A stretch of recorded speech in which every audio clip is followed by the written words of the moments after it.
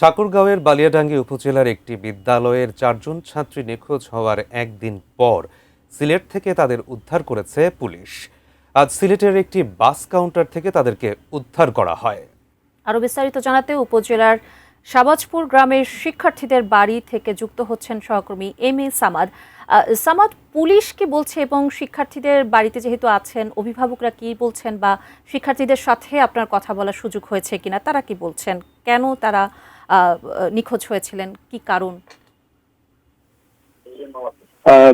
গতকাল সকাল 6:30টার দিকে এই 4 জন যে শিক্ষার্থী, তার মধ্যে 3 জন 10ম শ্রেণীর শিক্ষার্থী এবং একজন 8ম শ্রেণীর শিক্ষার্থী, তারা প্রাইভেটে যাওয়ার কথা বলে বাড়ি থেকে বেরিয়ে পড়েন এবং বাড়ি থেকে বের হবার পরে তারা আর ফিরেননি। এবং এখন পর্যন্ত খবর হচ্ছে, পুলিশ বলছে সিলেটের গোয়াইনঘাটের একটি বাস কাউন্টারে তাদেরকে দেখা গিয়েছে। দেখা যাওয়ার পর পুলিশ সিলেটের যে দক্ষিণ সুরমা থানা রয়েছে সেখানে বর্তমানে তারা পুলিশের হেফাজতে রয়েছে। এবং আজকে আমরা এখানে এসেছিলাম, যারা স্থানীয় এবং যারা স্বজন এবং পরিবারের সদস্যরা রয়েছেন তারা আমাদেরকে জানিয়েছে সকালে তারা 4 জন, তার মধ্যে 3 জন তারা বান্ধবী এবং একজন ছোট বোন, তারা এই গ্রামেরই, সবাই একই গ্রামের, তারা প্রাইভেটে যাওয়ার কথা বলে বাড়ি থেকে বের হয়। আর না ফেরার কারণে সারাদিনই তো এক দুশ্চিন্তা, উদ্বেগ কাজ করেছিল তাদের। এবং রাত 11:30টার দিকে গতকাল তারা বালিয়াডাঙ্গি থানায় একটি সাধারণ ডায়েরি করে। আমরা আরেকটু জানতে চাচ্ছি, এই যে 4 জন শিক্ষার্থী কবে নাগাদ, যে গতকালকে থেকে আমরা নিখোঁজ জেনেছি, সবশেষ অবস্থা কি? এটা গতকাল সকাল 6টা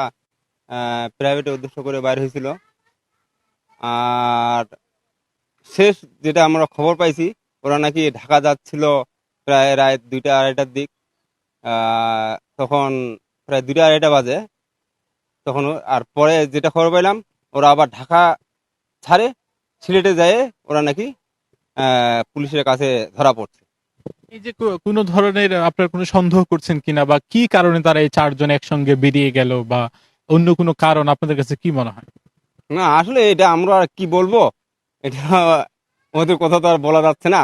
কার কি মতামত, কে কি দোষে নিয়ে বাইরেছি, আমরা আমাদের কাজেই ব্যস্ত থাকি, ওরা ওদের কাজে ব্যস্ত, এটা বলতে পারবো না। সব মিলিয়ে মুন্নি, আমরা যতটুকু জানতে পেরেছি, আমাদের অতিরিক্ত পুলিশ সুপার রানীশঙ্কর সার্কেলের যিনি কর্মকর্তা রয়েছেন স্নেহাশিস, তিনি আমাদেরকে জানিয়েছেন ইতিমধ্যে ঠাকুরগাঁও থেকে তাদের পরিবারের সদস্যরা এবং পুলিশ সদস্যরা সে সিলেটের দক্ষিণ সুরমা থানায় রওনা হয়েছেন এবং তাদের 4 জন শিক্ষার্থীকে ফিরিয়ে নিয়ে আসার জন্য। এবং এখন পর্যন্ত পরিবারের যারা সদস্যরা এবং এলাকাবাসীর প্রত্যাশা হচ্ছে, তারা ফিরে এলে হয়তো কি নেপথ্যে ছিল এই 4 জন শিক্ষার্থী নিখোঁজ হওয়ার, সেই ঘটনাটি জানা যাবে। মুন্নি।